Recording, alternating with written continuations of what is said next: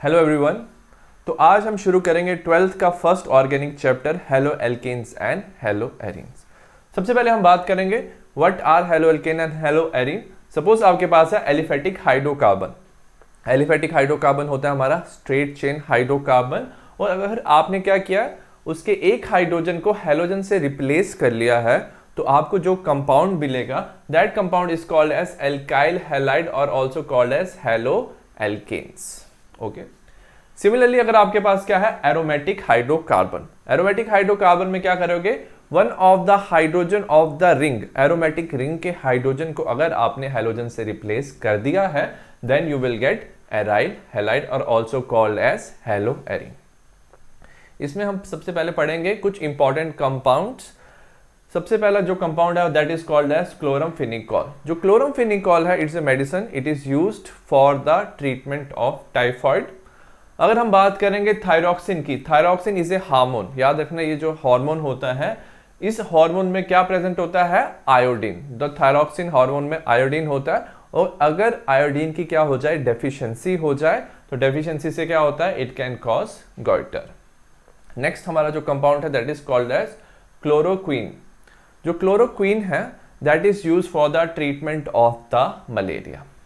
Next is fully fluorinated compounds. Fully fluorinated compound क्या होते हैं कि अगर आपके पास सपोज कोई हाइड्रोकार्बन है, उसके जितने भी आपके पास हाइड्रोजन है उसको आपने फ्लोरीन से रिप्लेस कर दिया, that is called as fully fluorinated compounds.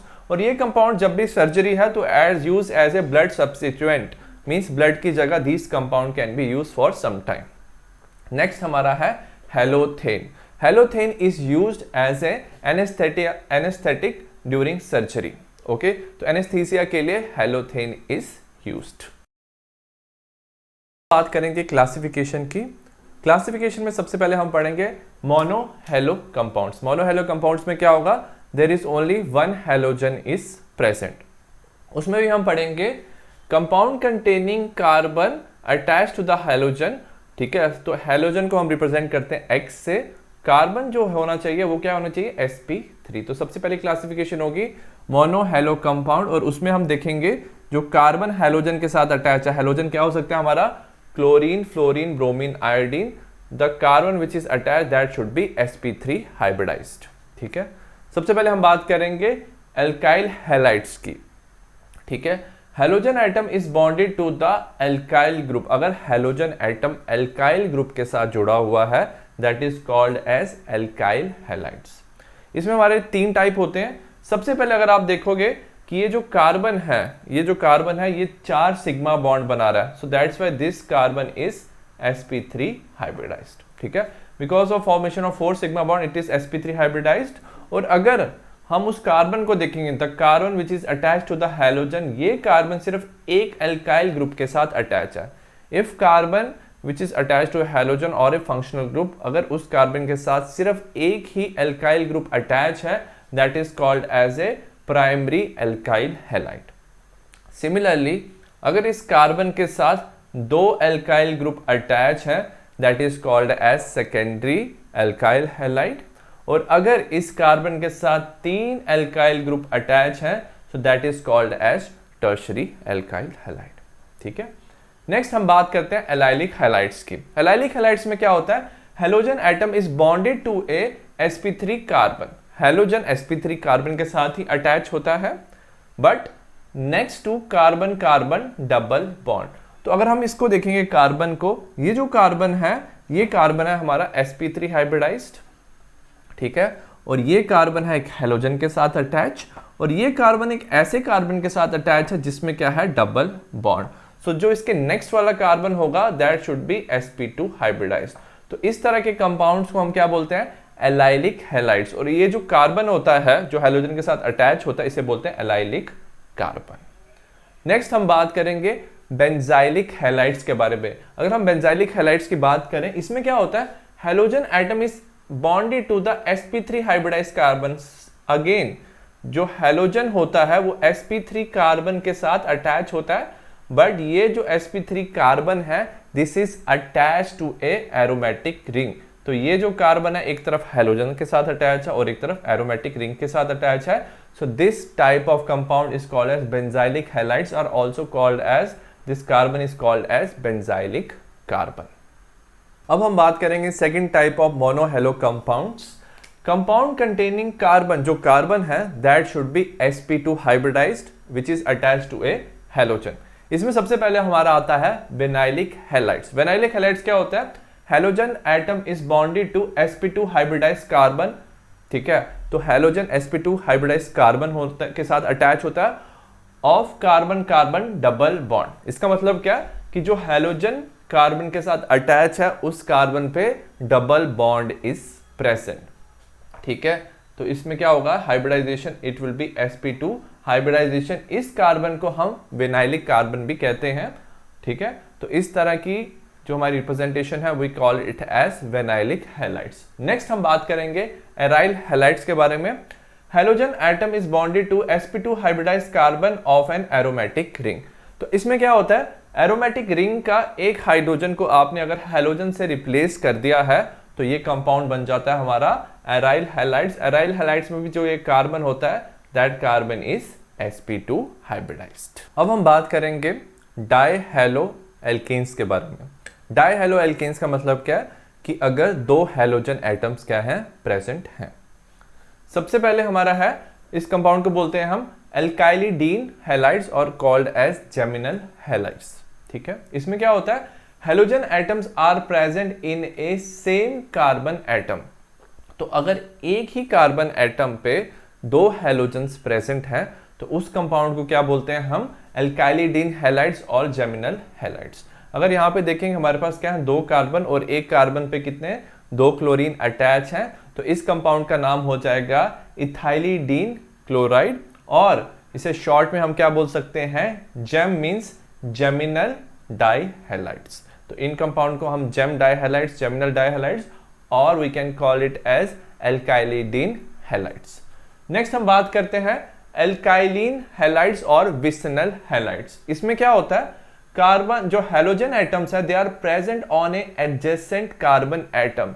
जो एडजेसेंट कार्बन एटम है मींस दो कार्बन एटम जो साथ में है, दोनों कार्बन एटम में क्या? एक हैलोजन प्रेजेंट है.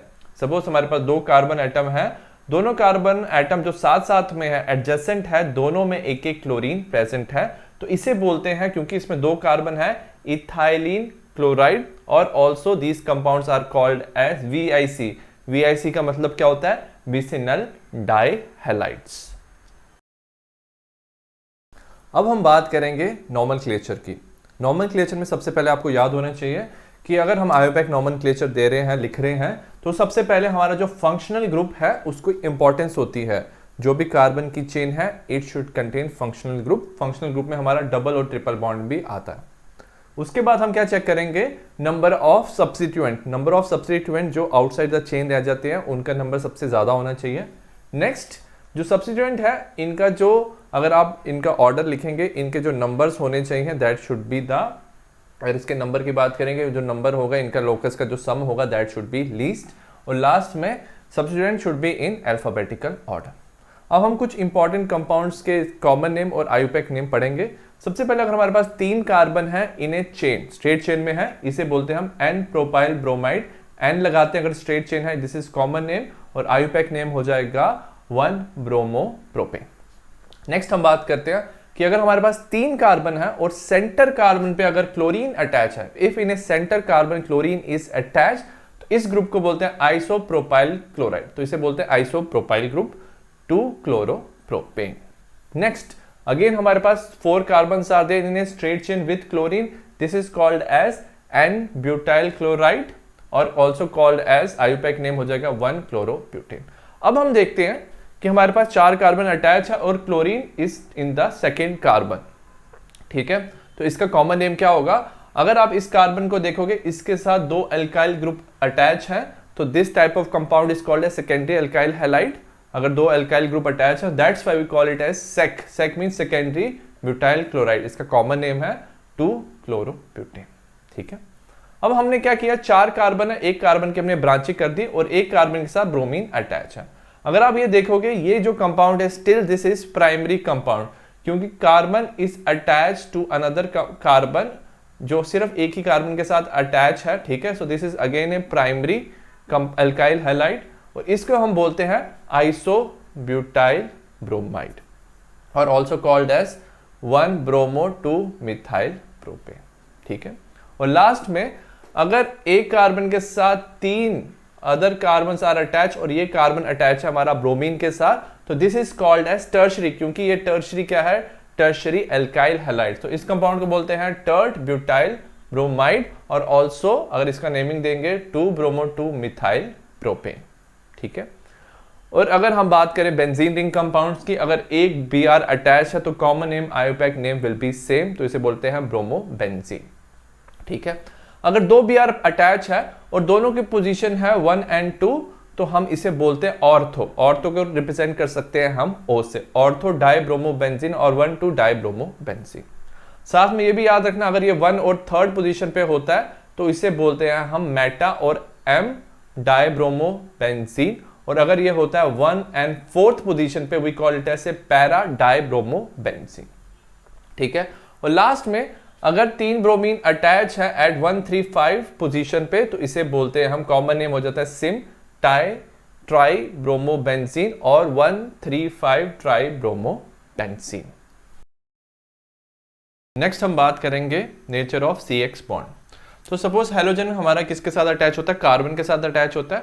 और याद रखना जो हेलोजेंस होते हैं they are electronegative, they are highly electronegative. उसकी वजह से क्या होता है, जो इलेक्ट्रॉन्स हैं that shift towards the halogens, और हेलोजेंस की तरफ शिफ्ट होने से हेलोजन पे आता है डेल्टा नेगेटिव और कार्बन पे क्या आता है डेल्टा पॉजिटिव चार्ज। और जो इलेक्ट्रॉन्स है वो थोड़े हेलोजन की तरफ शिफ्ट हो जाते हैं, that is called as polar nature. तो जो इनका CX बॉन्ड होता है वो थोड़ा पोलर होता है और उसमें क्या होती है, there is presence of dipole moment. अब हम बात करते हैं कार्बन हेलोजन बॉन्ड लेंथ। अगर बॉन्ड लेंथ की बात करें, क्योंकि आयोडीन का रेडियस सबसे बड़ा होता है, iodine has the largest radius, तो CI का बॉन्ड क्या होता है, लार्जेस्ट होता है। उसके बाद CBr, Cl and CF, F का सबसे छोटा रेडियस होता है, तो CF का बॉन्ड क्या होता है, स्मॉलेस्ट बॉन्ड। अगर हम बात करें बॉन्ड एंथैल्पी, बॉन्ड एंथैल्पी क्या होता है, energy required to break the bond, तो CF का बॉन्ड जो होता है काफी शॉर्ट होता है और CF जो होता है काफी इलेक्ट्रोनेगेटिव होता है। एज ए रिजल्ट काफी ज्यादा एनर्जी चाहिए to break the bond between the carbon and fluorine, तो कार्बन और फ्लोरीन का जो CF की बॉन्ड एंथैल्पी है वो हाईएस्ट होती है। और जैसे ही डाउन द ग्रुप जाते हैं I की बात आती है, I has a very big radius और उसकी वजह से you can easily break the bond. अगर हम बात करें order of dipole moment, dipole moment जो है उसे हम लिखते हैं Q इंटू डी। Q होता है हमारा चार्ज सेपरेशन और D क्या होता है हमारा डिस्टेंस। तो अगर हम इसमें चेक करें तो याद रखना इसमें क्या होता है, देयर इज अ एक्सेप्शन। तो CH3Cl जो है उसका क्या होता है, डाइपोल मोमेंट ज्यादा होता है एज कंपेयर टू CH3F, फिर उसके बाद CH3Br, CH3I। So why it happens, ठीक है, क्योंकि डाइपोल मोमेंट 2 फैक्टर्स का कंट्रीब्यूशन होता है, Q इंटू डी, ठीक है। अगर हम फ्लोरीन की बात करें, फ्लोरीन का जो चार्ज होता है, चार्ज सेपरेशन जो होता है फ्लोरीन का, वो क्या होता है, ज्यादा होता है, बट डिस्टेंस क्या होता है, थोड़ा कम होता है। अगर हम क्लोरीन की बात करें, as compare to fluorine charge क्या होता है, थोड़ा कम होता है, बट डिस्टेंस क्या होता है, ज्यादा होता है। तो अगर हम दोनों फैक्टर को मल्टीप्लाई किए, तो हमने जब कैलकुलेशन किया तो हमें कैलकुलेशन से पता चला कि जो क्लोरीन का Q इंटू डी है वो ज्यादा है एज कंपेयर टू फ्लोरीन का Q into D. So that's Y CH3Cl का क्या है, हाईएस्ट डाइपोल मोमेंट। अब हम बात करेंगे methods of preparation of alkyl halides, ठीक है, और हेलो एल्केन्स। सबसे पहला मेथड है हमारा फ्रॉम एल्कोहल, ठीक है। हम बना सकते हैं इसमें RCl, RBr एंड RI। तो मैंने सिंपल पहले रिएजेंट लिख लिए हैं। तो अगर एल्कोहल को हम रिएक्ट करेंगे HCl एंड एनहाइड्रस ZnCl2 के साथ, तो हमारा क्या बन जाता है, RCl प्लस H2O, ठीक है। सिमिलरली अगर आप एल्कोहल को PCl3 के साथ रिएक्ट करोगे तो आपका बनता है RCl and H3PO3, that is called as phosphorus acid. Next अगर आप एल्कोहल को PCl5 के साथ रिएक्ट करते हो तो आपका बनता है RCl एंड POCl3, ठीक है। नेक्स्ट जो हमारा रिएक्शन है वो है SOCl2 के साथ, इसे बोलते हैं हम थायोनाइल क्लोराइड। थायोनाइल क्लोराइड के साथ जब हम एल्कोहल को रिएक्ट करते हैं, और याद रखना इसमें यूज करते हैं pyridine, pyridine is a base, एक बेस है पायरिडीन। तो ये रिएक्ट करके बनाता है हमारा RCl SO2 एंड HCl। सबसे पहले कि हम पायरिडीन क्यों यूज करते हैं, जो पायरिडीन है वो बेस है, वो इस HCl के क्या साथ क्या कर सकता है, रिएक्ट कर सकता है। जब वो रिएक्ट करेगा तो HCl का कंसंट्रेशन क्या होगा, कम होगा। प्रोडक्ट का कंसंट्रेशन जब भी कम होगा so reaction will shift in A forward direction, तो RCl का कंसंट्रेशन भी क्या होगा, इंक्रीज होगा। नेक्स्ट, ये जो थायोनाइल क्लोराइड की रिएक्शन है, why this reaction is so important, क्योंकि इसके जो भी प्रोडक्ट बन रहे हैं SO2 एंड HCl, इसके जितने भी प्रोडक्ट्स हैं, ऑल प्रोडक्ट्स आर गैसेस। तो गैसेस क्या हो सकती है, गैसेस इजीली रिमूव हो जाएंगी, और इजीली रिमूव होने से आपके क्या मिलेगा, आपको प्योर क्लोरोएल्केन कैन बी फॉर्म। ठीक है, तो ये 4 मेथड है जिससे आप क्या बना सकते हो, RCl क्लोरोएल्केन यू कैन फॉर्म। तो याद रखना, एक है HCl plus ZnCl2, PCl5, PCl3 and SOCl2। ठीक है, नेक्स्ट हम रिएक्शन करेंगे RBr। ठीक है, हम प्रेपरेशन करेंगे RBr की। याद रखना, इसमें हम सबसे पहले KBr और H2SO4 को रिएक्ट करते हैं, और याद रखना इन सीटू मतलब रिएक्शन में ही हम HBr प्रोड्यूस करते हैं। ठीक है, इन सीटू में हम क्या प्रोड्यूस करते हैं, HBr। इन सीटू का मतलब क्या है, रिएक्शन के बीच में ही HBr। अगर हम HBr बना के रख दें so HBr is very reactive. याद रखना ऑर्डर ऑफ रिएक्टिविटी, याद रखना HI is very reactive, HBr is very reactive, then HCl। तो HCl को हम रख सकते हैं बना के, but HBr is very difficult to keep, तो दैट्स वाई हम HBr को रिएक्शन के बीच में बनाते हैं। ठीक है, इसको रिएक्शन के बीच में बनाते हैं और इसे बोलते हैं हम in situ preparation.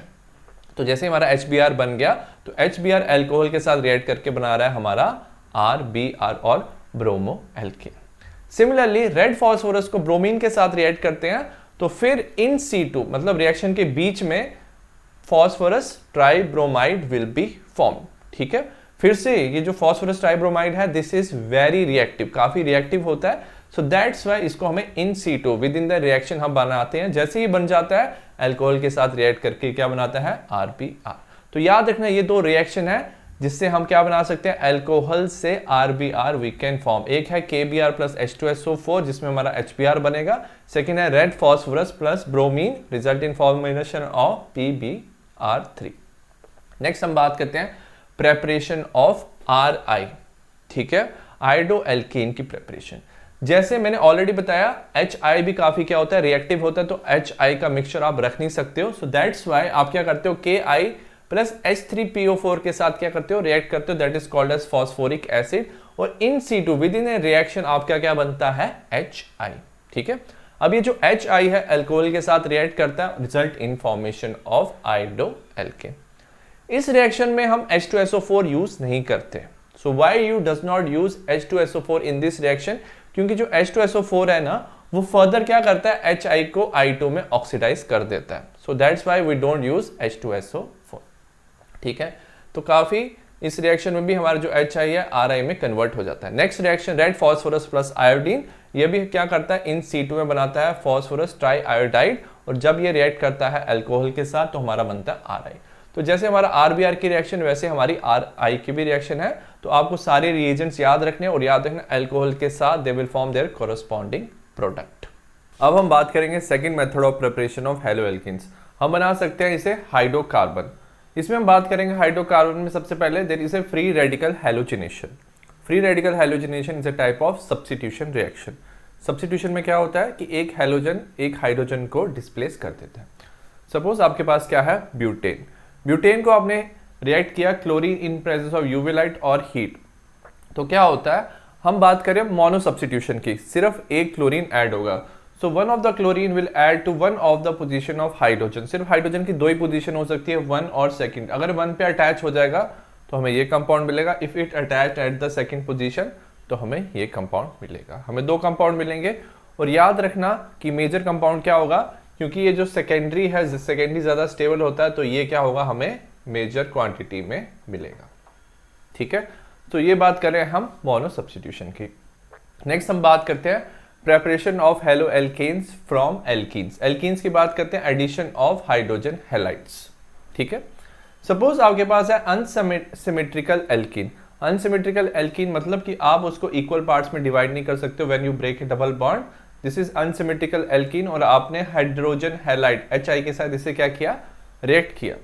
So whenever reaction such like this comes, तो आपको याद होना चाहिए कि you will use Markovnikov's addition। Markovnikov's addition में क्या होता है, जो नेगेटिव पार्ट है विच इज HI का I part, negative part attach to the carbon having less number of hydrogen atom in double bond. तो I हमेशा अटैच होता है उस कार्बन पे जहां पे less number of hydrogen present होते हैं, तो हमें ये कंपाउंड मिलता है, this is two iodopropane will be form. ठीक है, तो याद रखना जब नॉर्मल एडिशन करेंगे unsymmetrical we use anti Markovnikov principal. Next, अगर हमारे पास फिर से हमें अनसिमेट्रिकल एल्कीन दिया हुआ है और साथ में HBrN पेरोक्साइड, ठीक है, तो पेरोक्साइड जब भी दिया होता है याद रखना ये रिएक्शन होती है सिर्फ HBr के साथ, तो हमारा इस रूल को बोलते हैं एंटी मार्कोनिकॉफ रूल, इसे हम खराश रूल भी कहते हैं। इसमें क्या होता है, negative part attach to the carbon having more number of hydrogen atom, तो नेगेटिव पार्ट अटैच होता है उस कार्बन पे जिसपे more number of hydrogen atoms are present. ठीक है, तो हमारा बनता है 1-ब्रोमोप्रोपेन। अब हम नेक्स्ट रिएक्शन करेंगे, बात करेंगे एल्कीन्स के बारे में। सो सबसे पहले हम बात करेंगे addition of halogen, halogen like chlorine और ब्रोमीन। अगर आपके पास एल्कीन है सो आप ऐड कर रहे हो bromine in presence of carbon tetrachloride. याद रखना जो ब्रोमीन है that is soluble in carbon tetrachloride. इसका जो कलर होता है दैट इज रेडिश ब्राउन। तो क्या होता है, इट विल गेट एडिशन, इसमें एडिशन होता है, तो bromine will get added at the both carbon position. तो एडजेसेंट कार्बन पोजीशन पे क्या होता है, ब्रोमीन ऐड होता है, तो double bond will be remove. ठीक है, क्योंकि एडजेसेंट पोजीशन पे ब्रोमीन ऐड हुआ है तो इस कंपाउंड को हम क्या बोलते हैं, विसिनल डाइब्रोमाइड। अब जो ब्रोमीन वाटर है इसका कलर होता है रेडिश ब्राउन और जो हमारा कंपाउंड बनता है दैट इज कलरलेस। तो ये जो हमारा टेस्ट है addition of halogen mostly bromine, ये टेस्ट हमारा यूज होता है डिटेक्शन ऑफ अनसैचुरेशन। मतलब आपको एल्कीन या एल्काइंस दिए हुए हैं तो कभी भी आप ब्रोमीन वाटर यूज करोगे तो reddish brown colour will become colourless. Next हम बात करेंगे हैलोजन एक्सचेंज की। हैलोजन एक्सचेंज में हमेशा याद रखना हमें आइडो एल्केन और फ्लोरो एल्केन बनाने में काफी प्रॉब्लम होती है, so that's why these two reactions are very important. सबसे पहले हम बात करते हैं फ्रिंकलस्टीन रिएक्शन की। ठीक है, सपोज आपके पास है क्लोरो एल्केन और ब्रोमो एल्केन, तो आप क्या कर सकते हो, you can react with NaI in presence of acetone. तो एसीटोन की प्रेजेंस में रिएक्ट होके क्या बनेगा, हमारा कंपाउंड बनेगा RI एंड NaX। X क्या हो सकता है, क्लोरीन और ब्रोमीन। तो इससे हम क्या कर सकते हैं, अगर हमारे पास क्लोरो और ब्रोमो एल्केन है तो उसको हम आइडो एल्केन में कन्वर्ट कर सकते हैं। अब एसीटोन की इंपॉर्टेंस क्या है, तो ये जो NaI है ना, NaI will get dissolved in acetone, acetone पे ये डिसॉल्व हो जाएगा और ये सॉल्युबल है, और जो ये हमारा प्रोडक्ट बनेगा NaX, X क्या हो सकता है, NaCl और NaBr, ये दोनों क्या हो जाएंगे, प्रेसिपिटेट हो जाएंगे। तो ये जो NaX है ये प्रेसिपिटेट हो जाएगा। अगर आप NaX को रिमूव कर दोगे तो according to Le Chatelier principle, जो प्रेसिपिटेट को अगर आपने रिमूव कर दिया तो reaction will shift in forward direction और RI की कंसंट्रेशन क्या होगी, इंक्रीज होगी। ठीक है, नेक्स्ट हम बात करते हैं स्वार्ट्ज रिएक्शन की। स्वार्ट्ज रिएक्शन में हम यूज करते हैं मेटेलिक फ्लोराइड्स। मेटल्स के साथ फ्लोराइड्स हैं AgF, Hg2F2, COF2 and SbF3।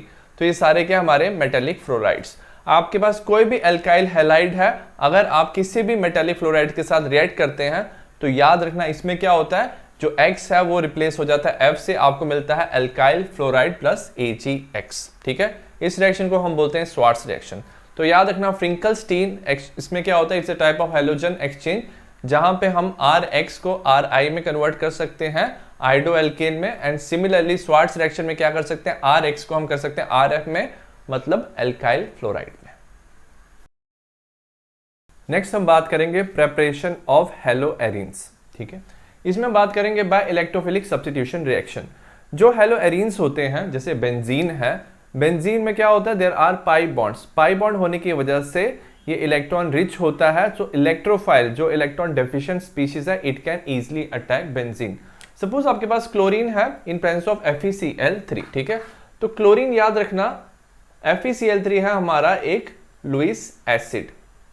ठीक है, लुईस एसिड है, इसमें क्या होता है, इलेक्ट्रॉन की डेफिशिएंसी होती है। इसके पास अगर आप देखोगे सिर्फ 6 पेयर ऑफ इलेक्ट्रॉन्स हैं, इसके पास 8 इलेक्ट्रॉन्स नहीं है, तो क्या करता है, एक क्लोरीन को अपनी तरफ अट्रैक्ट करता है, बनाता है FeCl4 नेगेटिव और दूसरी तरफ बनाता है Cl+। ठीक है, तो क्लोरीन प्लस बनता है। ठीक है, एक इलेक्ट्रोफाइल बनता है और क्लोरीन प्लस क्या करता है, इलेक्ट्रोफिलिक सब्स्टिट्यूशन, एक हाइड्रोजन को डिस्प्लेस करके खुद वहां पे अटैच हो जाता है और साथ में हमारा एक HCl इज रिलीज्ड। ठीक है, तो हमारा क्या बन जाता है, chlorobenzene from benzene. So this is electrophilic substitution reaction. Similar reaction you can seen with टॉलिन। टॉलिन को भी आप chlorine in presence of FeCl3 react करोगे इन प्रेजेंस ऑफ डार, तो Cl will get attached at the ortho and para position. हमेशा याद रखना कि जो टॉलिन है इसकी इलेक्ट्रॉन डेंसिटी कहाँ इंक्रीज होती है, it increase at the ortho and para position. ये ऑर्थो पैरा डायरेक्टिंग होता है, तो electron density is more at ortho para position. तो हमारा ortho chlorotoluene para chlorotoluene will be form, और पैरा हमेशा याद रखना क्योंकि ज्यादा सिमेट्रिकल है, it will form in major quantity.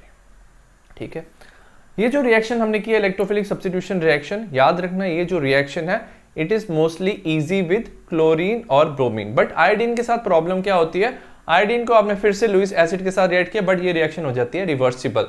तो आपको प्रोडक्ट क्या मिलता है, you will get less product, आपको मिलता है HI एंड आयोडोबेंजीन। तो आपको चाहिए यू वांट मोर प्रोडक्ट, तो आप क्या करते हो, आप इस रिएक्शन को रिएक्ट करते हो स्ट्रॉन्ग एसिड से। ठीक है, आप कोई भी स्ट्रॉन्ग एसिड ले सकते हो, this is nitric acid, this is called as iodic acid. ठीक है, आपने स्ट्रॉन्ग एसिड से जैसे रिएक्ट किया, याद रखना ये जो HI बना है, this HI will get converted to I2। ठीक है, ये ऑक्सीडाइज हो जाएगा I2 में। सो एज ए रिजल्ट HI की कंसेंट्रेशन क्या हो जाएगी, डिक्रीज हो जाएगी। So when concentration of HI will decrease, accordingly according to the Le Chatelier principle, जो रिएक्शन है वो क्या करेगी, it will shift to a forward direction. Forward direction में शिफ्ट होगी और आयोडोबेंजीन की कंसेंट्रेशन विल बी इंक्रीज्ड। हम बात करेंगे प्रेपरेशन ऑफ हेलो एरीन्स की सेकंड रिएक्शन की, इसे बोलते हैं हम सैंडमेयर्स रिएक्शन। इसमें आपके पास क्या होना चाहिए, primary aromatic amine. Primary aromatic amine हमारे पास है, जैसे इसे बोलते हैं हम एनिलीन। एनिलीन को हम रिएक्ट करते हैं NaNO2 plus HCl। NaNO2 is sodium nitride plus HCl। याद रखना दोनों रिएक्ट करके बनाते हैं हमारे नाइट्रस एसिड। नाइट्रस एसिड लेंगे और टेम्परेचर लेंगे 273 टू 278 केल्विन। तो हमारा जो कंपाउंड बनता है वो बनता है benzene N2 plus HCl negative. This compound is called as benzene diazonium chloride. तो इस रिएक्शन को जब बेंजीन डाइजोनियम सॉल्ट हमारा बनता है, this reaction is called as Sandmeyer's reaction. जैसे आपका बेंजीन डाइजोनियम क्लोराइड बन गया, आप रिएक्ट कर सकते हो Cu2Cl2 के साथ, तो आपका बन जाएगा क्लोरोबेंजीन।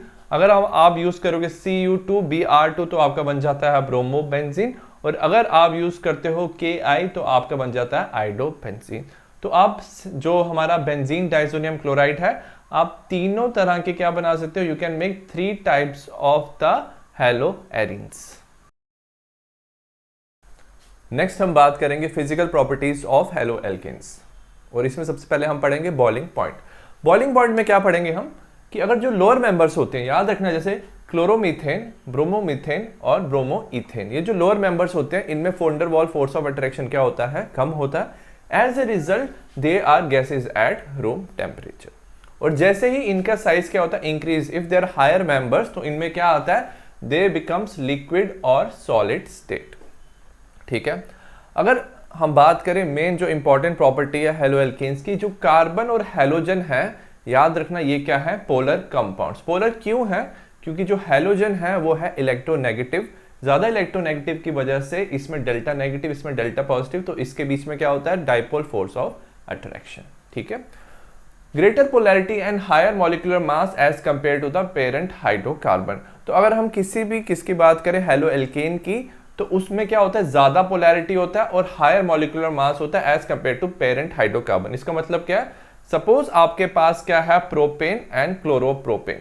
तो क्लोरोप्रोपेन जो है उसमें पोलैरिटी ज्यादा होगी क्योंकि उसमें डायपोल मोमेंट है, एंड उसका हायर मॉलिक्यूलर मास भी ज्यादा होगा क्योंकि यहाँ पे क्लोरीन है इंस्टेड ऑफ हाइड्रोजन। ठीक है, पोलैरिटी ज्यादा होने की वजह से इसमें क्या होगा, dipole force of attraction will be greater, और ज्यादा साइज होने की वजह से, ज्यादा बिगर साइज होने की वजह से van der Waals force of attraction is also higher. So as A result जो हेलोजन का डेरिवेटिव होते हैं, ठीक है, हेलोजन का डेरिवेटिव कहां से डिराइव हुआ है, फ्रॉम पेरेंट हाइड्रोकार्बन, इनका बॉइलिंग पॉइंट हमेशा क्या होता है, ज्यादा होता है। ठीक है, अगर हम बात करें कंपाउंड, जैसे हमारे पास है alkyl iodide, alkyl bromide, alkyl chloride and fluoride, अगर इनकी बात करें, जैसे जैसे जैसे जैसे हेलोजन का साइज इंक्रीज हो रहा है, ठीक है, फ्लोरीन से, क्लोरीन से, ब्रोमीन से, आयोडीन से साइज क्या हो रहा है, इंक्रीज हो रहा है। Similarly van der Waals force of attraction भी क्या हो रही है, इंक्रीज हो रही है, मास भी क्या हो रहा है, इंक्रीज हो रहा है। सो एज ए रिजल्ट जो बॉइलिंग पॉइंट है, ठीक है, Ri का सबसे ज्यादा होगा। As compare to RF। Next हम बात करते हैं ब्रांचिंग की। ब्रांचिंग से याद रखना क्या होता है, अगर कोई भी कंपाउंड ज्यादा ब्रांचिंग करता है तो उसका सरफेस एरिया क्या होता है, डिक्रीज होता है। सरफेस एरिया डिक्रीज होने से बॉइलिंग पॉइंट भी क्या होता है, डिक्रीज हो जाता है। अगर हम बात करें 3 कंपाउंड्स की, अगर हम देखिए ये नॉर्मल है स्ट्रेट चेन, इसमें थोड़ी सी ब्रांचिंग हुई है, और इसमें क्या टर्शरी, ठीक है। तो जैसे जैसे हमारी ब्रांचिंग बढ़ती है वैसे क्या होता है, हमारा boiling point will decrease. Next हम बात करेंगे chemical reactions of halo alkanes. इसमें सबसे पहले जो हमारी रिएक्शन है इसे कहते हैं न्यूक्लियोफिलिक सब्स्टिट्यूशन रिएक्शन। सपोज हमारे पास क्या है, एक न्यूक्लियोफाइल। न्यूक्लियोफाइल क्या होता है, एक इलेक्ट्रॉन रिच स्पीशीज जो अटैक करती है कोई भी पॉजिटिव चार्ज स्पीशीज पे, ठीक है। तो हमारे पास एक न्यूक्लियोफाइल है, वो हमने रिएक्ट किया है हेलो एल्केन के साथ, ठीक है। हमारे पास सपोज हेलो एल्केन है CH3X having partial positive charge on the carbon, ठीक है। तो न्यूक्लियोफाइल ने क्या किया, इसने अटैक किया कार्बन पे। अब इस कार्बन पे क्या है, डेल्टा पॉजिटिव चार्ज है, और इस X पे क्या है, डेल्टा नेगेटिव चार्ज, ठीक है। अब याद रखना ये जो न्यूक्लियोफाइल होगा ना, ये एक स्ट्रॉन्गर न्यूक्लियोफाइल होगा जो हमने यूज किया देन द X और हेलोजन। तो ये जैसे इसके साथ अटैक करेगा इस पे, ये क्या करेगा, ये जो बॉन्ड है between the carbon and the X, ये बॉन्ड के electrons will shift toward the X, और ये X क्या हो जाएगा, X negative will get removed, and ये जो न्यूक्लियोफाइल है it will get attached to this carbon. याद रखना ये रिएक्शन तभी होगी जब ये न्यूक्लियोफाइल क्या होगा, stronger than the halide group, ठीक है। और ये जो हैलाइड ग्रुप रिमूव हो जाएगा, we call this group as leaving group. इस ग्रुप को क्या बोलेंगे हम, लिविंग ग्रुप, ठीक है। क्योंकि इस रिएक्शन में क्या हुआ है, एक न्यूक्लियोफाइल ने दूसरे न्यूक्लियोफाइल को डिस्प्लेस किया है, so we will call this reaction as nucleophilic substitution reaction, ठीक है। Now we talk about the order of reactivity. Order of reactivity की बात करेंगे, सबसे ज्यादा रिएक्टिव होता है हमारा Ri and RF is least reactive. Why Ri is more reactive, क्योंकि Ri का जो बॉन्ड है, ठीक है, इसकी जो बॉन्ड स्ट्रेंथ है दैट इज वेरी लो, और इसका जो बॉन्ड लेंथ है इट इज वेरी लार्ज। तो ज्यादा बॉन्ड लेंथ होने की वजह से this bond can be easily broken, ये बॉन्ड इजिली ब्रेक हो सकता है, और इजिली क्या हो सकता है, ये जो I नेगेटिव है can be removed. Whereas for RF जो बॉन्ड है, the bond is very strong, bond ज्यादा स्ट्रॉन्ग है, एज ए रिजल्ट इसका बॉन्ड ब्रेक करना is difficult, as A result nucleophilic substitution reaction become difficult. Next we talk about nucleophilic substitution reaction of alkyl halide. Suppose आपके पास क्या है, alkyl halide, अगर आप उसको रिएक्ट करते हो एक्वस KOH के साथ, याद रखना इसमें क्या होता है, क्योंकि ये एक आयनिक कंपाउंड है, K plus and OH negative क्या होता है, सेपरेट हो जाता है, और जो ये OH नेगेटिव है it will act as a nucleophile. ये क्या करेगा, हैलोजन को डिस्प्लेस करके result in formation of alcohol, ठीक है। सिमिलरली अगर आपने वाटर लिया है, water will also act as a nucleophile in presence of acid, ये भी याद रखना, result in formation of ROH। Next reaction अगर हमारे पास है सोडियम एल्कोक्साइड, ठीक है, इसमें हमारा क्या बन जाता है, न्यूक्लियोफाइल एल्कोक्साइड। ये एल्कोक्साइड क्या करता है, X को रिमूव कर देता है, रिजल्ट इन फॉर्मेशन ऑफ, और एल्कोक्साइड है R', हमारा कंपाउंड बनता है ROR'। नेक्स्ट हम बात करते हैं KCN की। KCN is ionic compound, K plus and CN negative क्या होता है, सेपरेट हो जाता है। CN negative will act as a nucleophile, वो क्या करेगा, X को डिस्प्लेस कर देगा, result in formation of RCN। इसे हम बोलते हैं एल्काइल साइनाइड, और also called as nitrile group, ठीक है। तो याद रखना CN is called as nitrile group. अब हम लेंगे अगर AgCN, ठीक है, अगर AgCN लेंगे तो याद रखना AgCN में जो Ag और C का जो बॉन्ड होता है दैट इज कोवलेंट, वो बॉन्ड इजिली ब्रेक नहीं होता है। एज ए रिजल्ट जो N के जो लोन पेयर ऑफ इलेक्ट्रॉन्स हैं वो क्या करते हैं, इट विल, जो नाइट्रोजन के लोन पेयर ऑफ इलेक्ट्रॉन्स है वो क्या करते हैं, अटैक करते हैं कार्बन पे।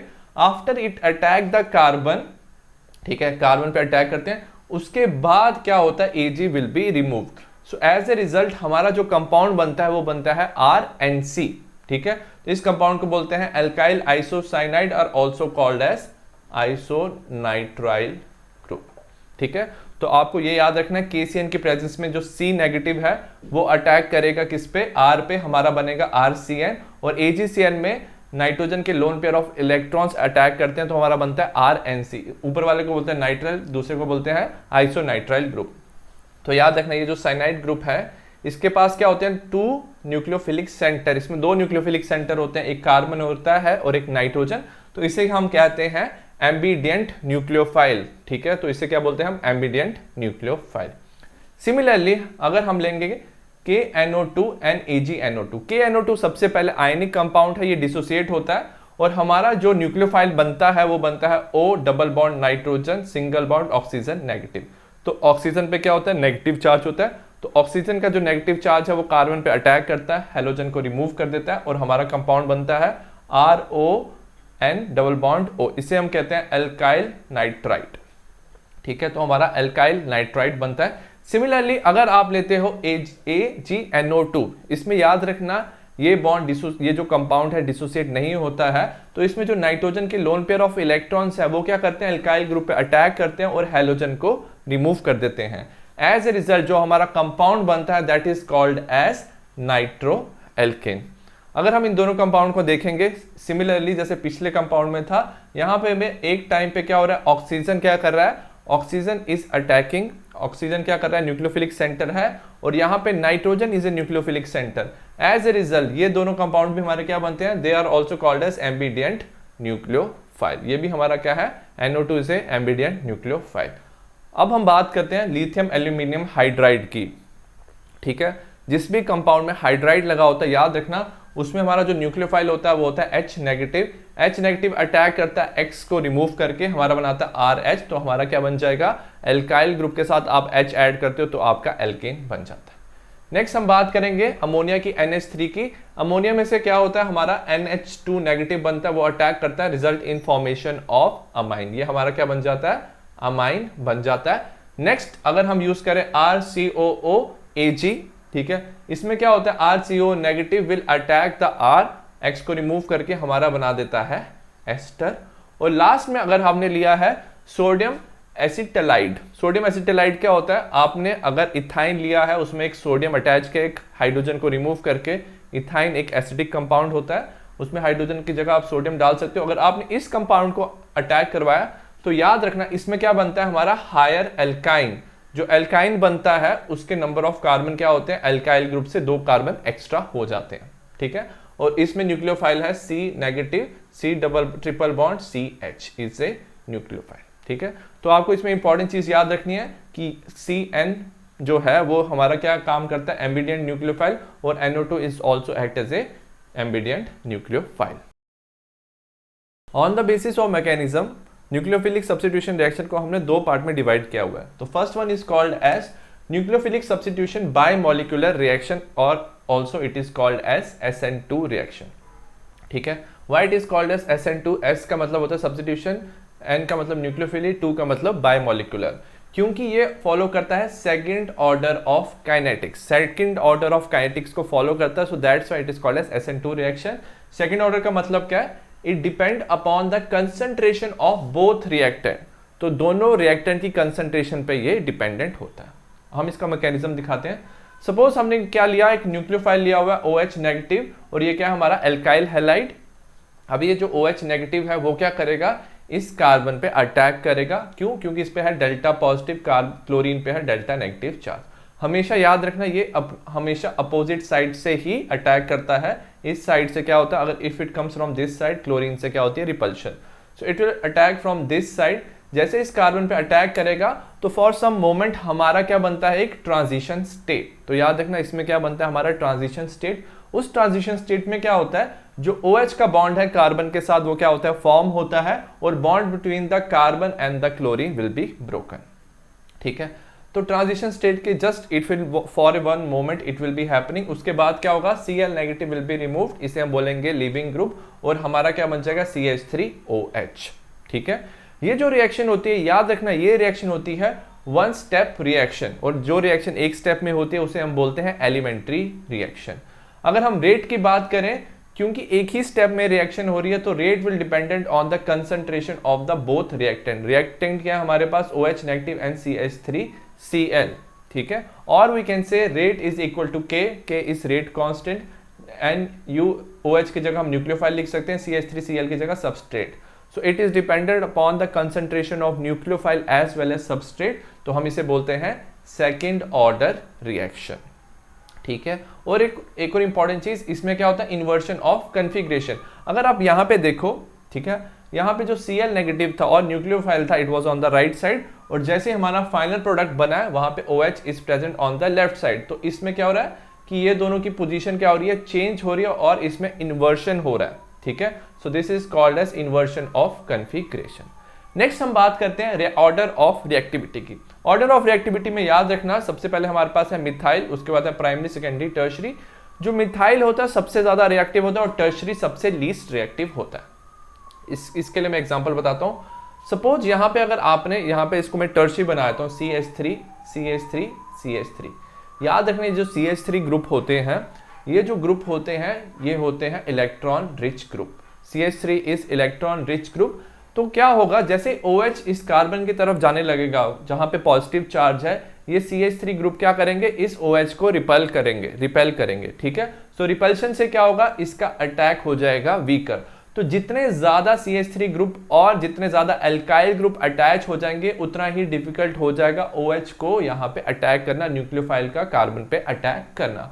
तो इसे बोलते हैं हम स्टेरिक हिंड्रेंस। जो एल्काइल ग्रुप की वजह से जो OH है और न्यूक्लियोफाइल है वो इस कार्बन पे अटैक नहीं कर पा रहा। क्यों नहीं कर पा रहा, क्योंकि इन कार्बन पे क्या है, CH3 ग्रुप्स में क्या है, हाई इलेक्ट्रॉन डेंसिटी, तो वो इस OH को रिपेल करेंगे। सो एज ए रिजल्ट अगर हम बात करें CH3X, इसमें क्या है, इसमें सबसे कम एल्काइल ग्रुप प्रेजेंट है, तो इट इज मोर रिएक्टिव क्योंकि इसमें है लेस स्टेरिक हिंड्रेंस। बट अगर हम टर्शरी की बात करें, वो लीस्ट रिएक्टिव क्यों है, क्योंकि सबसे पहले बल्की ग्रुप है। बल्की ग्रुप मींस कि काफी इसके साथ एल्काइल ग्रुप अटैच है। As A result there is a steric hindrance. Steric hindrance ज्यादा होने की वजह से, मतलब कि ज्यादा एल्काइल ग्रुप होने की वजह से OH group can not easily attack. So याद रखना, primary is most reactive and tertiary is least reactive in SN2 reaction. Next हम बात करेंगे सब्स्टिट्यूशन न्यूक्लियोफिलिक यूनिमोलिकुलर रिएक्शन और also called as SN1 reaction. हम SN1 रिएक्शन के बारे में बात करेंगे। जो SN1 रिएक्शन है, याद रखना, it happens in presence of polar protic solvent like water and alcohol. क्योंकि इसमें हमारे लिखा हुआ है यूनिमोलिकुलर रिएक्शन, तो इसका मतलब क्या है, it follows first order of kinetics, ठीक है। अब हम इसके मैकेनिज्म की बात करते हैं। सबसे पहले स्टेप 1 में क्या है, सपोज हमारे पास है alkyl halide, suppose tertiary alkyl halide है। याद रखना, टर्शरी एल्काइल हैलाइड पे it is very difficult for nucleophile to attack, क्योंकि हर एक तरफ से इलेक्ट्रॉन रिच स्पीसीज प्रेजेंट है। तो टर्शरी एल्काइल हैलाइड सबसे पहले क्या करता है, वो अपना हैलाइड ग्रुप को रिमूव कर देता है। It will remove halide group and result in A formation of carbocation, ठीक है। कार्बोकेटाइन बनता है and this is a slowest step, इसका स्लो स्टेप है ये। नेक्स्ट, जैसे ही कार्बोकेटाइन बनता है, जो OH नेगेटिव ग्रुप है, जो न्यूक्लियोफाइल है, वो इस पे क्या करता है, अटैक करता है, ठीक है। अब इंपॉर्टेंट चीज क्या है इसमें, क्योंकि इसमें कार्बोकेटाइन बन रहा है, तो जो polar protic solvent like water and alcohol, वो इसको क्या करते हैं, इसको स्टेबलाइज, इस पॉजिटिव चार्ज को स्टेबलाइज करने में हेल्प करते हैं, ठीक है। अगर हमने केमिकल काइनेटिक्स पढ़ा है तो याद रखना, जो रिएक्शन होती है मल्टीपल स्टेप्स में, if reaction happens in multiple steps, उसमें जो स्लोएस्ट स्टेप है उसी को हम क्या कर सकते हैं, कंसीडर कर सकते हैं फॉर द ऑर्डर। तो रेट किसके इक्वल हो जाएगा, rate will depend upon the concentration of only alkyl halide, क्योंकि ये आ रहा है हमारा स्लोएस्ट स्टेप में। तो ओवरऑल रिएक्शन क्या हो रही है, 2 स्टेप में हो रही है, बट स्लोएस्ट स्टेप को हम कंसीडर करेंगे तो concentration will depend upon only alkyl halide, so that's why we call it as a first order reaction. इसमें इंपॉर्टेंट चीज याद रखना, इसमें क्या बनता है हमारा carbocation. Carbocation is formed in the slowest step, ठीक है। Step 1 is slow and reversible and rate will depend upon the slowest step, तो rate is dependent on the first step. अब हम बात करेंगे ऑर्डर ऑफ रिएक्टिविटी। क्योंकि SN1 reaction में carbocation बन रहा है, तो कार्बोकेटाइन की स्टेबिलिटी पे ये रिएक्शन डिपेंड होगा। जितना स्टेबल कार्बोकेटाइन होगा उतना रिएक्शन जाएगा फॉरवर्ड डायरेक्शन में। तो हमें पता है जो टर्शरी कंपाउंड्स होते हैं, ठीक है, टर्शरी का सबसे स्टेबल कार्बोकेटाइन होता है। क्यों सबसे स्टेबल, क्योंकि ये 3 साइड से इलेक्ट्रॉन क्या कर सकता है, डोनेट कर सकता है। वेराज जो प्राइमरी कंपाउंड्स है, ठीक है, जो प्राइमरी कंपाउंड्स है वो ज्यादा स्टेबल कार्बोकेटाइन नहीं बनाते। एज ए रिजल्ट टर्शरी कंपाउंड्स जो है वो शो करते हैं SN1 रिएक्शन। बट इसमें कुछ एक्सेप्शन भी है। There are 2 groups compounds, allylic and benzylic halides. दोनों जो एलाइलिक एंड बेंजाइलिक हैलाइड्स है, दोनों क्या होते हैं, they are primary compounds. Allylic की बात करूं, ये होते हैं CH2 double bond CH2 suppose Cl, this is allylic carbon, इसका कार्बन होता है प्राइमरी।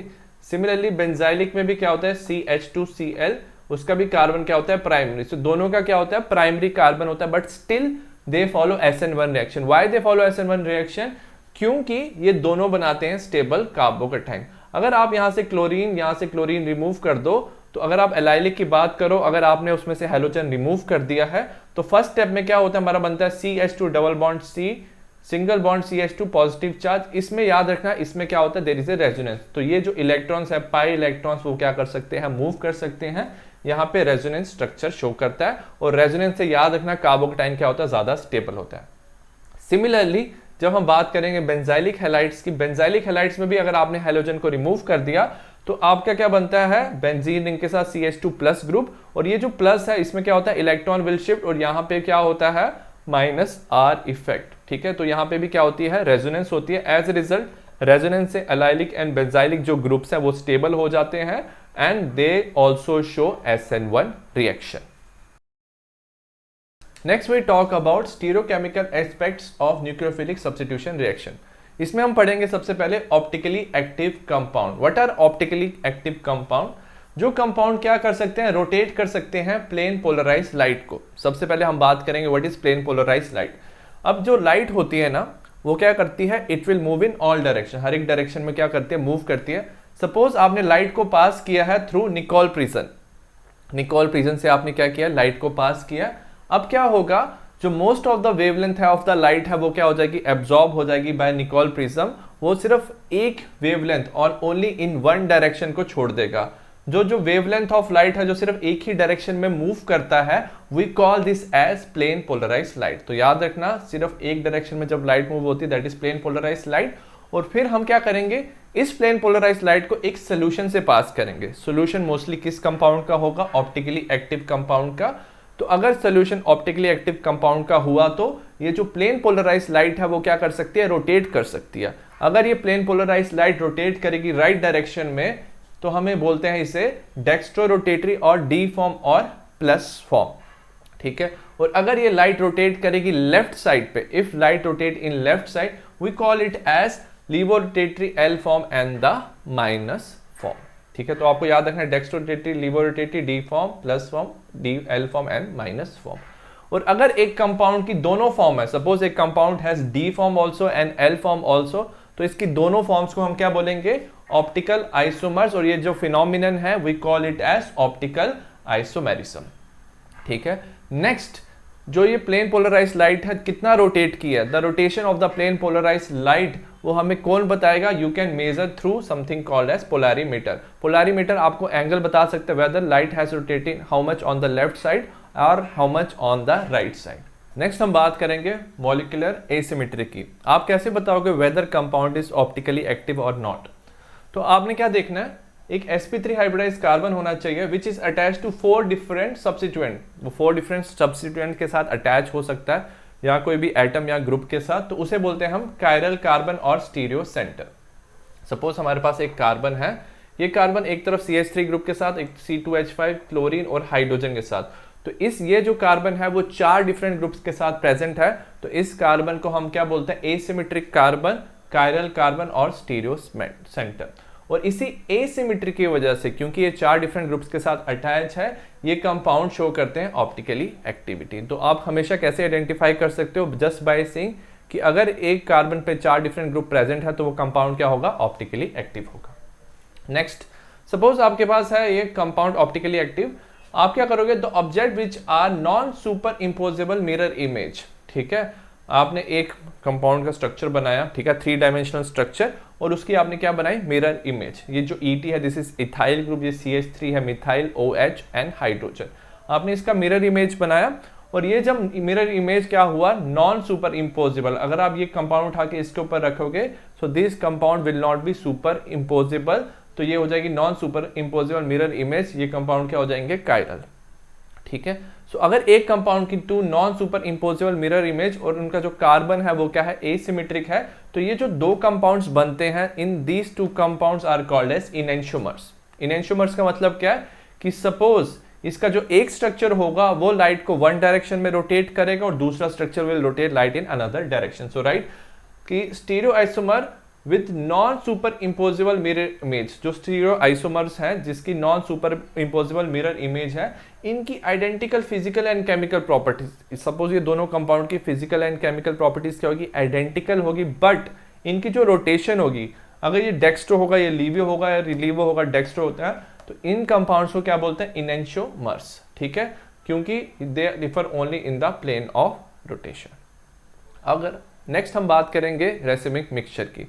सपोज आपने क्या किया, दो इनेंशियोमर्स को, ठीक है, आपके पास दो इनेंशियोमर है, आपने दोनों इनेंशियोमर इक्वल क्वांटिटी में ले लिया, ठीक है, और आपने लिया इक्वल प्रोपोर्शन में। अगर दोनों एनेंशियोमर को आप एक ही साथ इक्वल प्रोपोर्शन में ले लोगे तो वो क्या करेंगे, एक दूसरे की रोटेशन को कैंसिल कर देंगे, क्योंकि एक करेगा लेफ्ट साइड पे तो दूसरा करेगा राइट साइड पे लाइट को रोटेट। एज ए रिजल्ट वो एक दूसरे की जो रोटेशन है कैंसिल कर देंगे, तो उसकी जो मिक्सचर बनती है we call it as racemic mixture.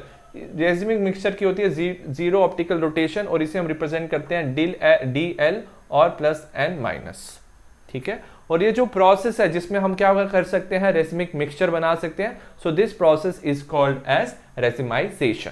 Next हम बात करेंगे इन्वर्शन एंड रिटेंशन के बारे में। सपोज आपके पास क्या है, एक कायरल कार्बन है, this is optically active compound, ठीक है, इसमें कायरल कार्बन प्रेजेंट है। तो अगर इसमें क्या हो रहा है कि एक तरफ से क्या हो रहा है, एक न्यूक्लियोफाइल रिमूव हो रहा है, आप दूसरा न्यूक्लियोफाइल ऐड कर रहे हो, और अगर न्यूक्लियोफाइल की जो पोजीशन है, if relative spatial arrangement of the bonds at an asymmetric carbon, अगर आप एसिमेट्रिक कार्बन के बॉन्ड्स को देखोगे, अगर वो बॉन्ड्स क्या हो रहे हैं, अपोजिट हो रहे हो। अपोजिट का मतलब क्या है, तो पहले अगर आप एक्स देखोगे लेफ्ट साइड पे था, बट जो वाई अटैच हुआ है राइट साइड पर अटैच हुआ है, तो एज ए रिजल्ट ये पूरा अरेंजमेंट क्या हो गया, रिवर्स हो गया। अगर एक पूरा अरेंजमेंट रिवर्स हो जाए उसे हम क्या बोलते हैं, we call this as inversion, ठीक है, become opposite as compare to reactant. Reactant ये था, ये हमारा हो गया प्रोडक्ट। और अगर when the relative spatial arrangement of the bond with respect to asymmetric carbon, asymmetric carbon को देखते हैं और अरेंजमेंट देखते हैं, अरेंजमेंट आपको क्या दिखेगा, बिल्कुल सिमिलर दिखेगा। यहाँ पे जो x था उसकी जगह y आया एट द सेम पोजीशन, तो इसे हम बोलते हैं retention. Now we talk about stereochemical aspects of SN2 and SN1 reaction. Suppose आपके पास क्या है, एक ऑप्टिकली एक्टिव कंपाउंड है, ठीक है, इस कार्बन पे एक तरफ X है, C2H5CH3 और हाइड्रोजन प्रेजेंट है। अगर हम इसकी क्या करें, SN2 रिएक्शन, तो याद रखना SN2 रिएक्शन में क्या होता है कि ऑन वन साइड एक जो न्यूक्लियोफाइल है वो रिमूव हो जाता है, on other side another nucleophile will come, ठीक है। सो एज ए रिजल्ट इस X को रिप्लेस करके जो OH है it will come in the opposite direction. तो अगर ये कंपाउंड सपोज हमारा है लीवो रोटेटरी, माइनस साइन है -2 हेलो ब्यूटेन, तो क्या होगा, जो हमारा फाइनल प्रोडक्ट बनेगा ये कंपाउंड भी क्या होगा, suppose this compound is also optically active, क्योंकि इसमें जो इन्वर्शन हो चुका है, ये राइट साइड पे था बट अब ये लेफ्ट साइड में हो गया। इन्वर्शन होने की वजह से याद रखना कि इसका जो पहले ये लीवो था, now it has become dextro two butane two ol, ठीक है। तो याद रखना इन्वर्शन से जो साइन है वो क्या होता है, चेंज हो जाता है। So optically active alkyl halide, जब भी ऑप्टिकली एक्टिव एल्काइल हैलाइड हो गया आपके पास and you are doing SN2 reaction, तो याद रखना क्या होता है, inversion of the configuration happens. Next हम लेंगे stereochemical aspects of SN1 reaction. Again suppose आपके पास कंपाउंड है, इसमें आपने क्या लिया हो, एक तरफ X है, ऑप्टिकली एक्टिव कंपाउंड है, X है CH3H CH3CH2। आप क्या कर रहे हो इसमें, आप इसको कर रहे हो SN1 मैकेनिज्म से। SN1 मैकेनिज्म में सबसे पहले क्या होगा, X रिमूव हो जाएगा, आपका बनेगा कार्बोकटाइन। अब इंपॉर्टेंट बात क्या है, ये जो कार्बोकटाइन बना है इसको अगर आप देखोगे इसमें 3 बॉन्ड्स आर देयर, इसकी हाइब्रिडाइजेशन हो जाएगी sp2 और ये बनेगा प्लेनर। ये जो कंपाउंड होगा वो क्या होगा, प्लेनर। अब क्या हो सकता है इस कंपाउंड में, जो हमारा जो हमारा न्यूक्लियोफाइल है वो क्या कर सकता है, दोनों तरफ से अटैक कर सकता है। It can attack from this side also, it can attack from this side also, क्योंकि दोनों के बीच में क्या, there is lot of space is present. तो दो तरफ से अटैक करने की वजह से क्या होगा, अगर वो लेफ्ट साइड से अटैक करेगा हमारा कंपाउंड कुछ ऐसे बनेगा, ठीक है, where OH is on the left side, और अगर वो राइट साइड से करेगा the compound is something like this, ठीक है। दोनों में हमारा ब्यूटेन टू ऑल बनेगा, ठीक है, it will form butane two all. But important चीज क्या है इसमें कि इसमें हमारे दो तरह के कंपाउंड, तो याद रखना SN1 में अगर आपने क्या लिया है, ऑप्टिकली एक्टिव कंपाउंड लिया, तो आपके दो तरह के कंपाउंड बनेंगे। एक सपोज हमारा बन गया डेक्स्ट्रोरोटेटरी, तो दूसरा निकलेगा हमारा लीवोरोटेटरी, और दोनों की कंसंट्रेशन क्या होगी, equal.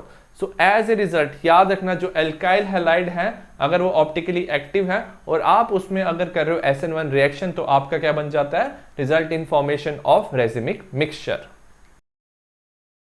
Next reaction is called as elimination reaction. It is also called as dehydrohalogenation reaction. इसमें क्या रिमूव होता है, याद रखना, एक हाइड्रोजन और एक हैलोजन। इस रिएक्शन को हम बीटा एलिमिनेशन भी कहते हैं। Why we call it as a beta elimination? Haloalkane with beta hydrogen atom heated with alcoholic KOH. तो याद रखना सबसे पहले जो alcoholic KOH है इससे वेरी स्ट्रॉन्ग बेस, ये क्या करता है, beta elimination of hydrogen and alpha elimination of halogen.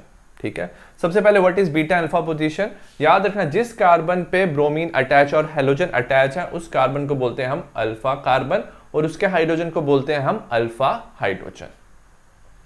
Similarly जो उसके साथ वाला कार्बन है उसे बोलेंगे बीटा कार्बन और उसके जो भी हाइड्रोजन्स हैं they are called as beta hydrogen.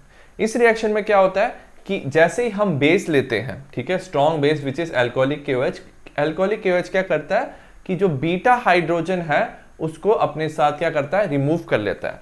So the base will remove the beta hydrogen. ये जो इलेक्ट्रॉन्स हैं ये इस कार्बन के साथ क्या बनाते हैं, डबल बॉन्ड बनाते हैं और साथ में हमारा अल्फा पोजीशन से हैलोजन क्या होता है, रिमूव हो जाता है और हमें मिल जाता है एक एल्कीन।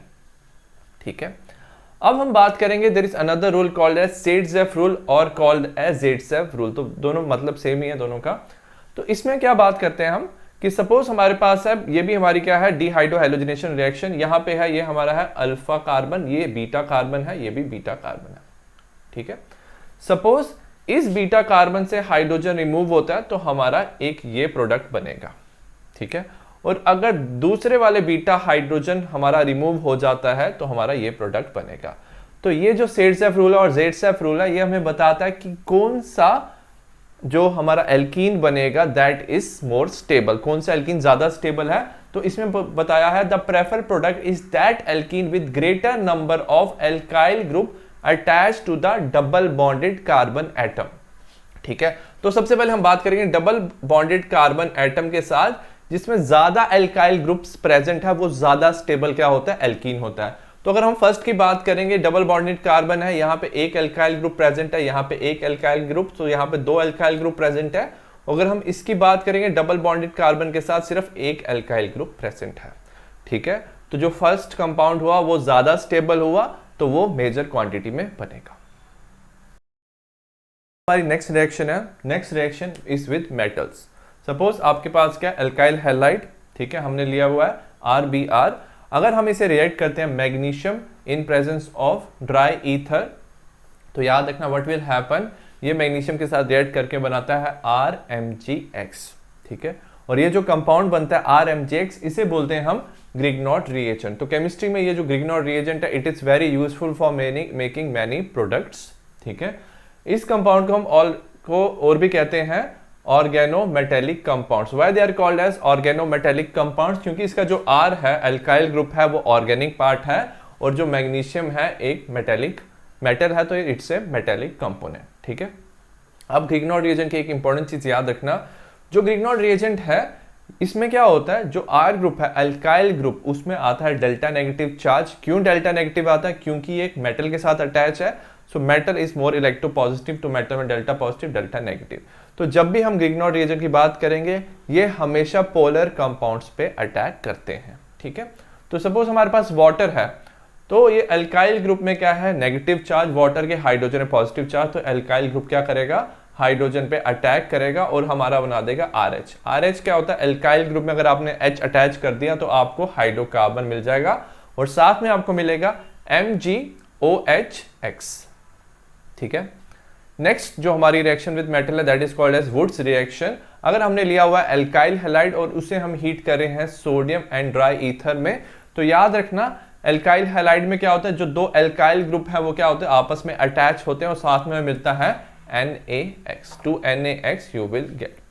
वुड्स रिएक्शन में आपको क्या मिलता है, एल्केन मिलता है, और इसमें क्या हो जाता है, जितने भी कार्बन एटम्स हैं वो क्या हो जाते हैं, डबल हो जाते हैं।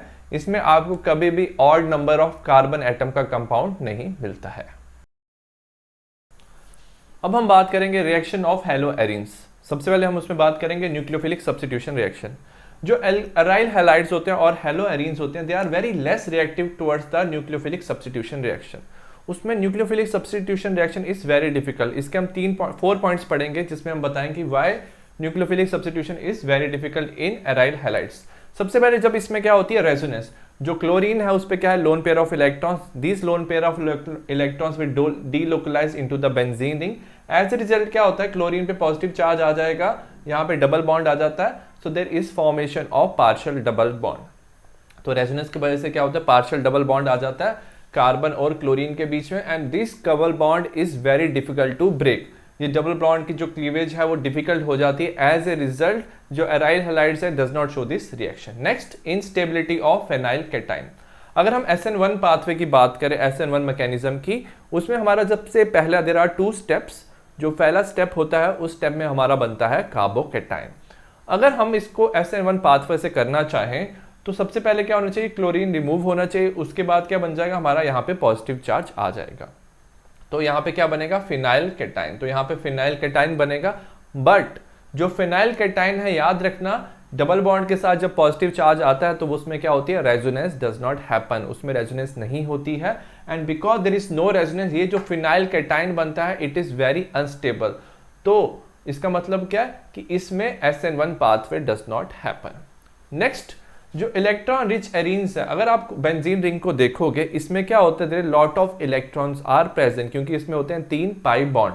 तो पाई बॉन्ड की वजह से क्या होता है, काफी इलेक्ट्रॉन रिच होता है, तो ये क्या करता है, रिपेल करता है न्यूक्लियोफाइल को। न्यूक्लियोफाइल भी क्या होता है, इलेक्ट्रॉन रिच, तो उसको क्या करता है, रिपेल करता है। पॉइंट है हमारा डिफरेंस इन हाइब्रिडाइजेशन। अगर हम बात करेंगे halo alkanes and hello arenes की, हेलो एल्केन्स में याद रखना जो कार्बन होता है वो होता है sp3 हाइब्रिडाइज्ड।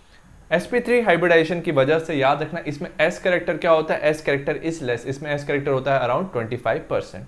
s कैरेक्टर कम होने की वजह से याद रखना ये जो कार्बन है इट इज लेस इलेक्ट्रोनेगेटिव, ये कम इलेक्ट्रोनेगेटिव होता है। एज ए रिजल्ट ये जो इलेक्ट्रॉन से अपनी तरफ ज्यादा खींच नहीं पाता है। एज ए रिजल्ट क्या होता है, जो बॉन्ड लेंथ है वो बड़ी हो जाती है, और बॉन्ड लेंथ बड़ी होने की वजह से ये जो बॉन्ड है it can be easily broken. Whereas halo arenes, जो हेलो एरीन्स है उसमें जो कार्बन है that is sp2 hybridized. sp2 hybridized जो कार्बन होता है, याद रखना उसमें s कैरेक्टर कितना होता है, 33.33%। s कैरेक्टर ज्यादा होने की वजह से याद रखना ये ज्यादा इलेक्ट्रोनेगेटिव होता है, ये बॉन्ड को अपनी तरफ, जो x के इलेक्ट्रॉन्स को अपनी तरफ ज्यादा खींच के रखता है, बॉन्ड शॉर्टर होता है and becomes difficult to break. So as A result याद रखना जो न्यूक्लियोफिलिक रिएक्शंस होती हैं in halo arenes is very difficult. तो हमारी सिर्फ एक ही रिएक्शन है बुक में which is replacement of OH group. आप Cl से किसको रिप्लेस कर सकते हो, OH ग्रुप को, और these reaction are very difficult to do. सबसे पहले से आपके पास है क्लोरोबेंजीन, आप इसे रिएक्ट करते हैं NaOH and 623 kelvin and 300 atmosphere. अगर आप देखोगे temperature and pressure is very high, तो आपका क्या बन जाता है, ClOH से रिप्लेस हो जाता है, आपका बन जाता है फिनोल। अब आप क्या कर रहे हो, अगर इस रिएक्शन को आप चाहते हो कि ये जो हमारा हेलोजन है ये OH से इजीली रिप्लेस हो जाए, what you can do, you can add electron withdrawing group. तो याद रखना NO2 क्या है, इलेक्ट्रॉन विड्रॉइंग ग्रुप। NO2 क्या करता है, इलेक्ट्रॉन की डेंसिटी अपनी तरफ खींचता है। एज ए रिजल्ट ये जो क्लोरीन के इलेक्ट्रॉन्स है वो क्या होंगे, electrons will be pull towards the NO2, और इलेक्ट्रॉन्स नाइट्रोजन के पास NO2 के पास जाने की वजह से याद रखना ये जो बॉन्ड होगा वो वीक होगा, और जो कंडीशन होगी with addition of 1 electron withdrawing group आपको NaOH एंड 443 केल्विन, आप कम टेम्परेचर में भी ये रिएक्शन कर सकते हो। सिमिलरली अगर आपने 2 NO2 ग्रुप अटैच किए हैं, 2 इलेक्ट्रॉन विड्रॉइंग ग्रुप, ये जो रिएक्शन है this will become faster at 368 kelvin. 368 में क्या हो जाएगा, इजिली बॉन्ड ब्रेक हो जाएगा, OH विल गेट अटैच्ड।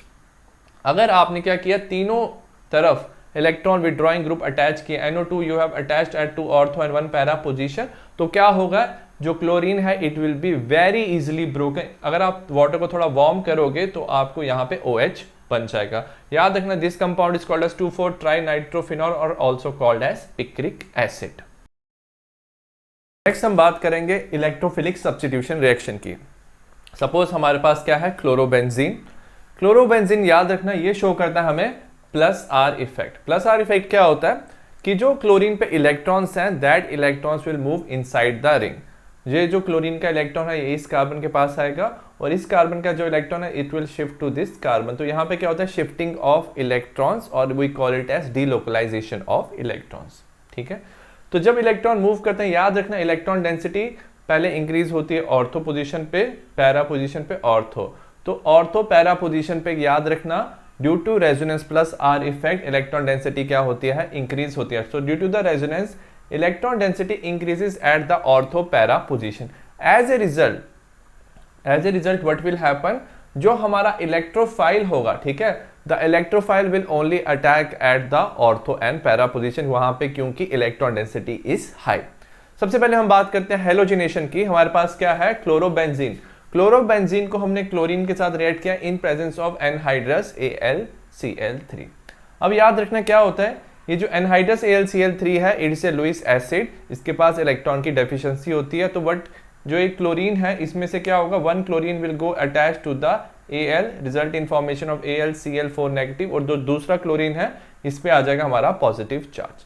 ये जो पॉजिटिव चार्ज क्लोरीन है it can get attach at the ortho position और at the para position.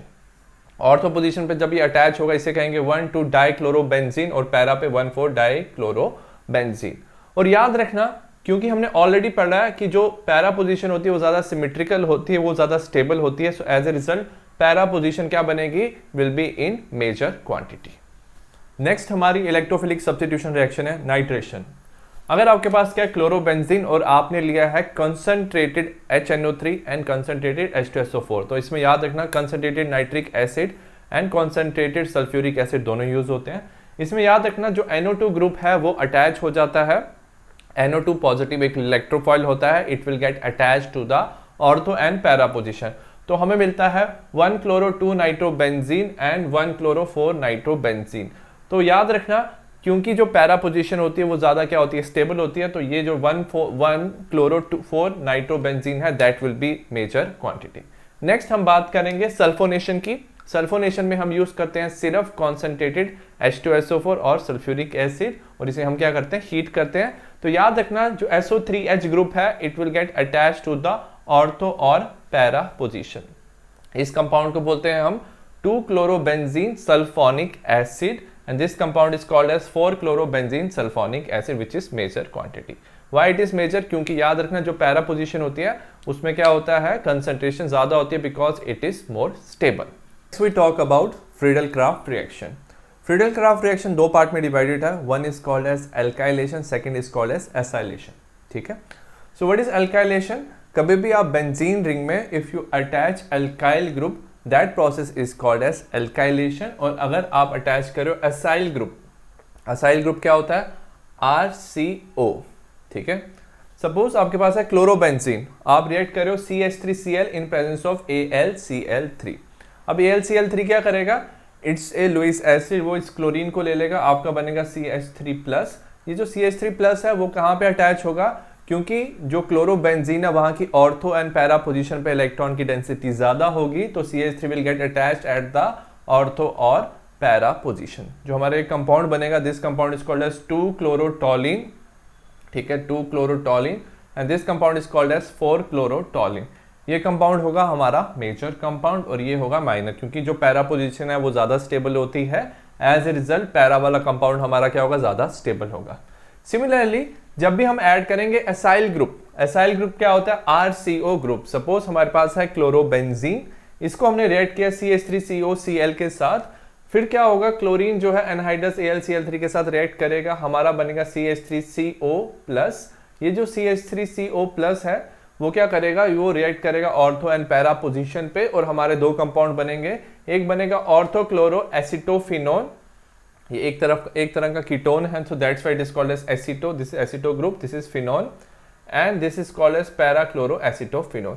And again जो पैरा कंपाउंड होगा वो किस क्वांटिटी में बनेगा, that will be in major quantity. ठीक है, तो दो इंपॉर्टेंट पॉइंट याद रखना, एल्काइलेशन में R ग्रुप अटैच हो जाता है, ठीक है, जो R ग्रुप होता है वो एक इलेक्ट्रोफाइल बनाता है, और एसाइलेशन में RCO जो प्लस है वो एक क्या बनाता है हमारा इलेक्ट्रोफाइल और वो अटैच होता है ortho and para position. Next हम बात करेंगे reaction of haloarenes with metals. इसमें सबसे पहली रिएक्शन हमारी वुड्स-फिटिक रिएक्शन। जैसे वुड्स रिएक्शन होती है, एक एल्काइल हैलाइड को दूसरे एल्काइल हैलाइड के साथ रिएक्ट करेंगे तो दोनों आर ग्रुप क्या हो जाते हैं, अटैच होते हैं। सिमिलरली आपने क्या लिया, एक हेलोएरीन लिया हुआ है, ठीक है, सोडियम एंड एल्काइल हैलाइड। तो जैसे वुड्स रिएक्शन होती है, सिमिलरली क्या होगा यहाँ पे, ये जो एल्काइल ग्रुप है ये जो बेंजीन के साथ क्या करेगा, अटैच कर लेगा, तो R will get attach to a benzene ring और हमारा NaX विल बी रिलीज्ड। ये प्रोसेस होती है in presence of dry ether. So इस रिएक्शन को बोलते हैं Wurtz Fittig reaction. Similarly Fittig reaction में आपने क्या लिया, आपने लिया haloarene plus sodium and dry ether. तो क्या होता है, जो हेलोएरीन होता है वो क्या करता है, जो बेंजीन होता है वो आपस में अटैच हो जाता है, ठीक है। जैसे सिमिलरली जैसे हमने वुड्स रिएक्शन में देखा था, यहाँ पे बेंजीन रिंग आपस में अटैच हो जाता है और आपका बनता है diphenyl plus 2NaX। We talk about polyhalogen compounds. Polyhalogen compounds क्या होते हैं कि अगर एक से ज्यादा हेलोजन एक कंपाउंड में प्रेजेंट है, दैट इज पॉलीहेलोजन कंपाउंड्स। याद रखना ये जो टॉपिक है it is not part of NCERT syllabus. ये जो टॉपिक है ये आप कॉम्पिटिटिव एग्जाम्स के लिए पढ़ सकते हैं। सबसे पहले इसमें सबसे पहला जो कंपाउंड दैट इज डाइक्लोरोमीथेन और also called as methylene chloride, ठीक है। आपने क्या किया, मिथेन लिया है और आपने क्लोरीन के साथ रिएक्ट किया और इन प्रेजेंस ऑफ सनलाइट। तो याद रखना इसमें क्या होता है, इसमें फ्री रेडिकल सब्स्टिट्यूशन होता है और दो क्लोरीन के इसको दो हाइड्रोजन को क्या कर सकते हैं, रिप्लेस कर लेते हैं। तो ये जो कंपाउंड बनेगा this is called as methylene chloride CH2Cl2। अब याद रखना what is the uses of this compound, ये it can be used as a solvent and a paint remover, ठीक है। काफी कंपाउंड को डिसॉल्व करने में हेल्प करता है। Metal cleaning, cleaning of the metal.